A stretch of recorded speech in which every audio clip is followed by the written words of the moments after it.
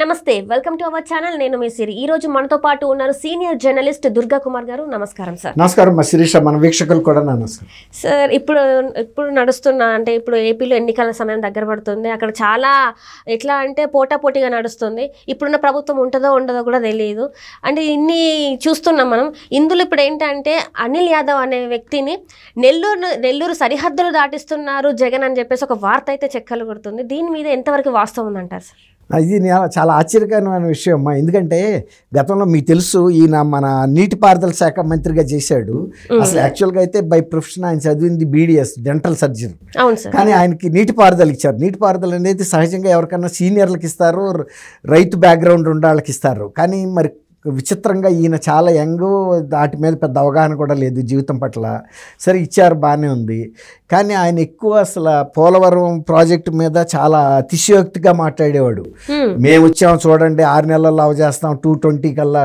19లో వచ్చారు కదా 21 కల్లా అవజేసేస్తామని చెప్పాడు చిటికలేశాడు అసెంబ్లీలో ఛాలెంజ్ చేశాడు తొడలు కొట్టాడు అసలు నెల్లూరు జిల్లాలో ఇక ఆయనకు తిరుగులేదన్నట్టుగా ప్రవర్తించాడు నెల్లూరు జిల్లాలో గతంలో చాలామంది సీనియర్ నాయకులు ఉన్నారు ఆ వైఎస్ఆర్సీపీలో కూడా ఉన్నారు కోటం శ్రీధర్ రెడ్డి గారు కానీ ఆనం రామనారాయణ రెడ్డి గారు కానీ ఇలాంటి వాళ్ళు చాలామంది ఉన్నారు అయినా కూడా ఈయన చాలా అంటే ఫస్ట్ టైం ఎమ్మెల్యేగా మినిస్టర్ అవటం అదే రామనారాయణ రెడ్డి గారు గతంలోనే తెలుగుదేశంలో కూడా మినిస్టర్ చేశాడు రామారావు గారి టైంలో అట్లా వాళ్ళందరినీ కూడా అసలు చాలా లెక్క లేకుండా మాట్లాడేవాడు అసెంబ్లీలో కూడా ప్రతిపక్షాలని చంద్రబాబు నాయుడు గారు లాంటి పెద్ద ఆయన్ని కూడా ఇష్టం వచ్చినట్టు మాట్లాడేవాడు ఆ రోజుల్లో ఈయన్ని నీటిపారుదల శాఖ మంత్రి అనేవాళ్ళు కాదు నోటిపారుదల శాఖ మంత్రి అనేవాళ్ళు అట్లా ఆయనకు ఒక పేరు పడిపోయింది చాలా దురుసుగాను సినిమా డైలాగులు సినిమాటిక్గా మాట్లాడేవాడు అది రాజకీయాల్లో అప్పుడు రాక అటువంటి డైలాగులు మనం వినలా దురుసు ప్రభావం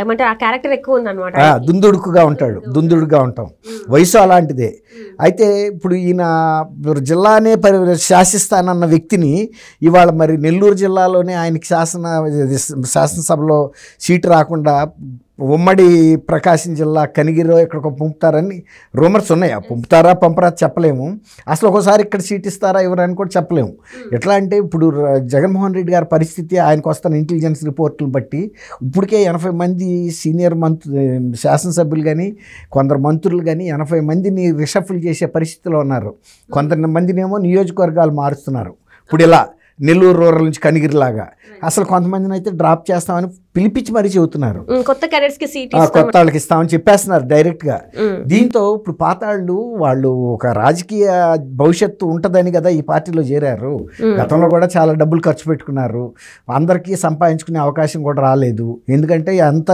అధికారాలు ముఖ్యమంత్రి గారి చేతుల్లోనే ఉన్నాయి తర్వాత మరీ ఇసుక పాలసీ కానీ గ్రావెల్ కానీ లిక్కర్ కానీ అసలు లిక్కర్ అయితే బయట వాళ్ళకి సంబంధమే లేదు కేవలం ముఖ్యమంత్రి గారి కనుసన్నల్లో ఉండే వ్యక్తులే అవి మొత్తం డిస్టిలరీస్ నుంచి తెప్పించడం రిటైలర్స్కి పంపటం అవన్నీ జరిగేది లిక్కర్ మీదే కొన్ని కోట్ల రూపాయలు అంటే దాదాపు సంవత్సరానికి 30-40 వేల కోట్ల రూపాయలు ఇన్కమ్ చీఫ్ మినిస్టర్కి వస్తుందని భారతీయ జనతా పార్టీ రాష్ట్ర అధ్యక్షురాలు పురంధరేశ్వర్ గారు కూడా సుప్రీంకోర్టుకి లెటర్ రాశారు తర్వాత ప్రైమ్ మినిస్టర్కి అమిత్ షా గారు లాంటి వాళ్ళు కూడా లెటర్ రాశారు అదేంటంటే వీళ్ళ దగ్గర కొంటున్నారు వీళ్ళ బంధువులకు సంబంధించిన డిస్టిలరీల్లోనే అది కూడా నాసి రకం సరుకు తర్వాత అదేమో ఎక్కువ రేటుకి అమ్ముతున్నారు అది ఆరోగ్యానికి కూడా కన్సంప్షన్కి మంచిది కాదు ఆమె ల్యాబొరేటరీకి కూడా పంపించి మరీ టెస్టులు చేయించారు అట్లా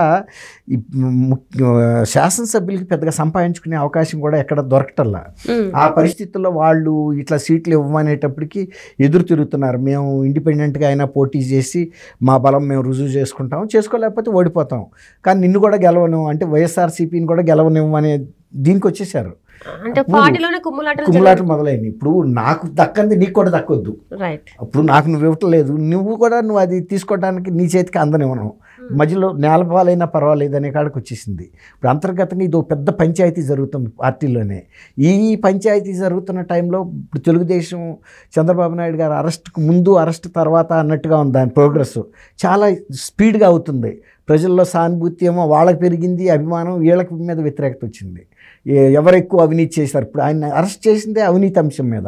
అసలు అవినీతి అంశం అనేది ముఖ్యమంత్రులు ఏ స్థాయిలో చేస్తారు, ఎవరు ఎంత చేశారు, జగన్మోహన్ రెడ్డి ఎంత చేశాడు, చంద్రబాబు ఎంత చేశాడు, అట్లా ఒక పోల్చుకోవటం మొదలైంది.